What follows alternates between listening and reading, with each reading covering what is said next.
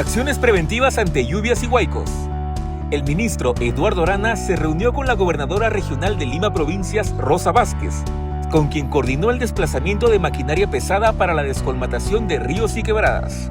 El día de hoy se ha escuchado atentamente las propuestas, las preocupaciones de los señores alcaldes y les aseguramos que le vamos a dar una respuesta satisfactoria para que los pueblos también sean adecuadamente atendidos. En la sede del gobierno regional de Lima, el ministro escuchó a la gobernadora regional y a los alcaldes de San Lorenzo de Quinti, de la provincia de Huarochirí y de La Chaqui, de Canta, así como a representantes del Instituto Nacional de Defensa Civil, con quienes abordó mecanismos para prevenir desbordes y mitigar los efectos de las precipitaciones. Ponle punche y ganamos todos, Perú.